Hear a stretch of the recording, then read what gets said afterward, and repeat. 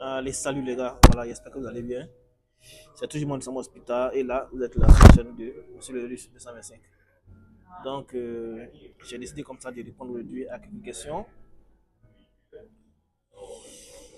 Alors, on va essayer de répondre rapidement. J'espère que vous comprenez et vous entendez ce que je dis. C'est assez important. Ok, donc j'ai vu comme ça sur.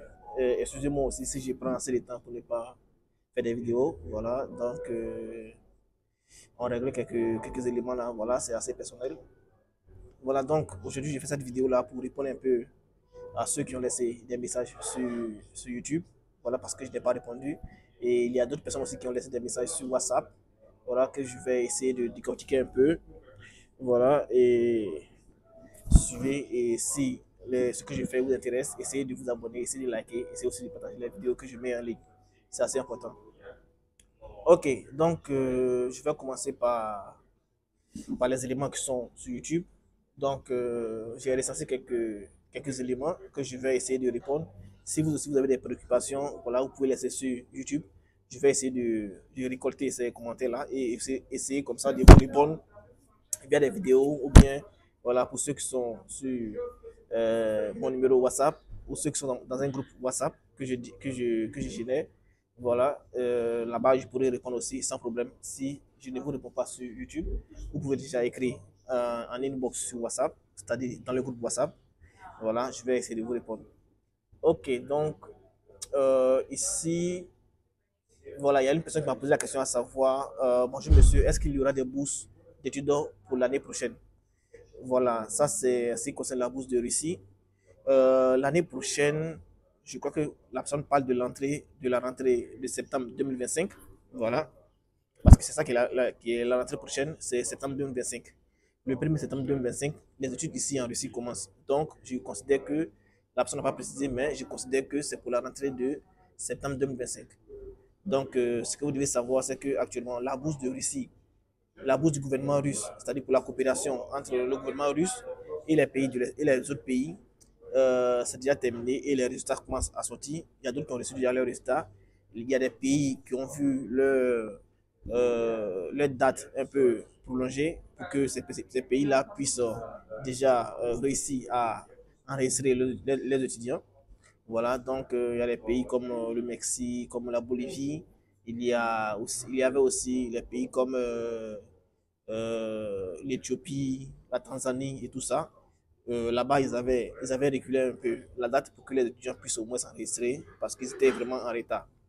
Voilà, donc après ces pays-là, les autres pays, je crois que jusqu'à actuellement, tous les pays doivent vraiment finir, à part s'il y a un problème vraiment sociopolitique là-bas, dans ce pays-là. Donc, actuellement, dans les normes, tous les pays doivent finir d'avoir leur liste. Voilà, d'avoir déjà envoyé leur liste aux universités russes pour que ces universités-là puissent faire les sélections. Voilà, donc c'est assez important. Donc, la personne qui m'a posé la question à savoir est-ce qu'il y aura des bourses d'études l'année prochaine. Actuellement, après la coopération de Russie, il y a des bourses internes, c'est-à-dire il y a des bourses qui sont à l'intérieur des universités. Donc, ces bourses-là, il y a plusieurs personnes aussi qui ont déjà postulé, qui ont déjà obtenu ces bourses-là. Voilà, il y a des personnes qu'on a suivies qui ont obtenu ces bourses-là. Et aussi, jusqu'à fin avril, voilà, je crois qu'il n'y aura plus accès à ces bourses-là. Parce que actuellement, où je suis en train de vous parler, il y a l'université de Rouden. Aujourd'hui, c'est le 2 avril. L'université de Rouden, allez-y sur le compte, sur le site de l'université de Rouden. Pour ceux qui veulent le site de l'université, vous pouvez me demander en commentaire. Je vais mettre le lien en commentaire. Vous pouvez aller sur le site de l'université de Rouden. Vous allez voir que l'université propose des olympiades. Les olympiades, ce sont des concours. Ces concours-là, si vous voulez faire mathématiques, vous voulez faire physique, vous voulez faire la médecine, vous allez voir qu'ils vont présenter ces concours-là, ils vont vous donner les sujets. Si c'est mathématiques, physique, chimie, vous allez voir en ligne. Voilà, vous allez passer le test en ligne. Et une fois que vous obtenez le test, ça aussi c'est une bourse. Vous allez recevoir une bourse qui respecte les mêmes conditions que la bourse de la coopération de Russie. Voilà, c'est la même chose. C'est presque la même chose. Voilà, donc c'est un peu ça. Donc je vais dire que la prochaine bourse, si je dois répondre à cette question, la prochaine bourse, c'est la bourse à Rouden. Rouden, c'est l'université Patrick Lumumba de Moscou. Vous voyez? Voilà. Parce que pour Saint-Pétersbourg, j'avais mis ça sur mon compte WhatsApp. Je crois que d'autres l'ont vu, d'autres ont postulé, d'autres l'ont obtenu. Voilà. Dans ceux qui ne l'ont pas obtenu, voilà, ne vous inquiétez pas, essayez encore de chercher, essayez de voir d'autres perspectives, essayez de voir dans d'autres cas pour pouvoir vraiment essayer de postuler à ces bourses-là et les obtenir. C'est assez important.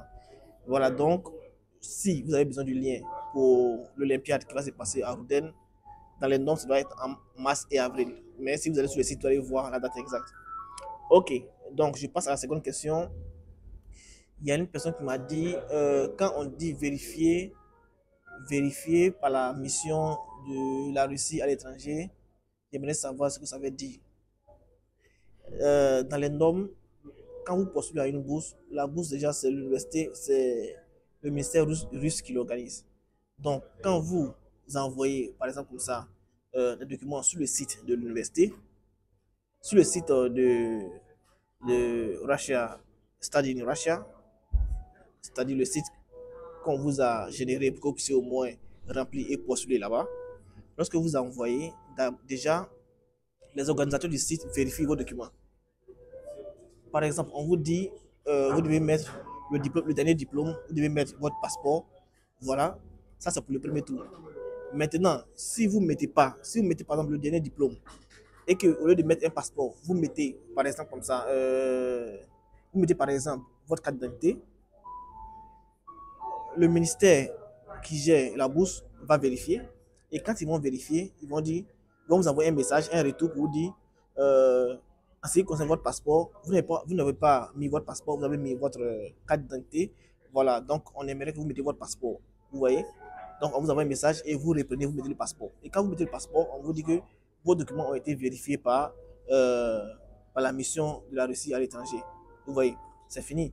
Et en ce moment-là, vous devez attendre maintenant à ce que tous les étudiants puissent aussi envoyer leurs documents pour qu'on puisse faire vérifier.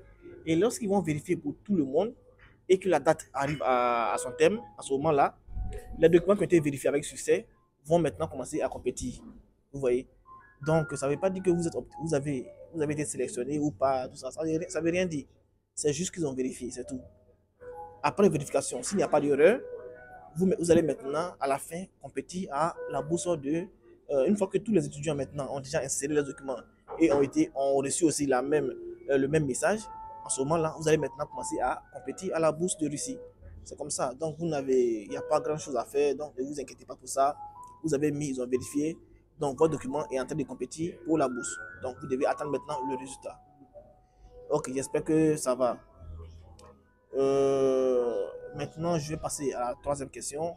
Voilà. Donc, la troisième question.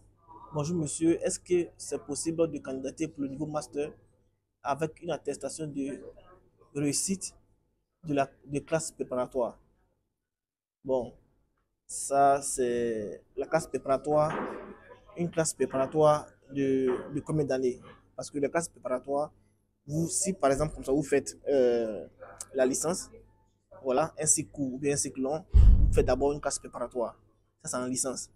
Mais ce que moi je vais vous dire, c'est quoi? C'est que si votre classe préparatoire signifie que vous n'avez pas encore obtenu les 3 relevés de licence, alors vous ne pouvez pas postuler.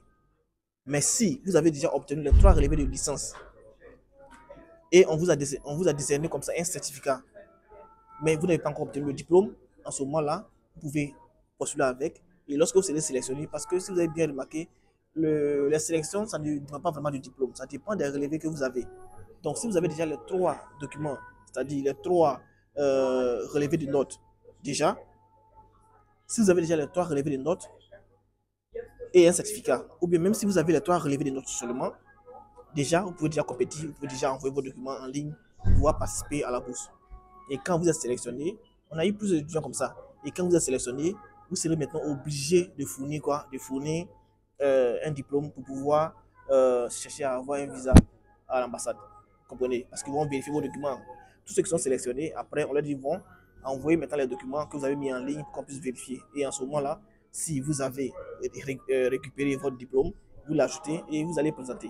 Vous voyez? Donc, c'est un peu ça. Donc, j'espère que j'ai répondu à cette question. Si je n'ai pas répondu, essayez d'expliquer mieux encore en commentaire. Je vais récupérer et je vais vous répondre si ce n'est pas une vidéo ou bien si c'est par réponse directe en ligne. Ok.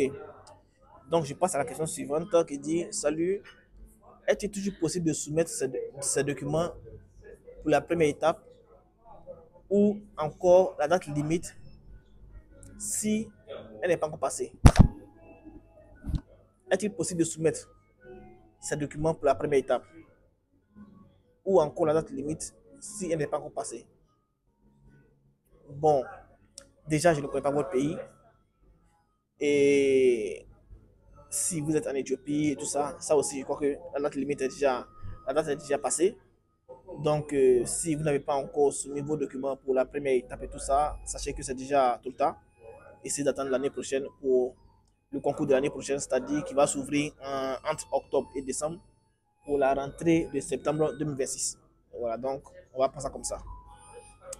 Ok, donc je passe à la question suivante. Est-ce que les documents doivent être traduits en anglais?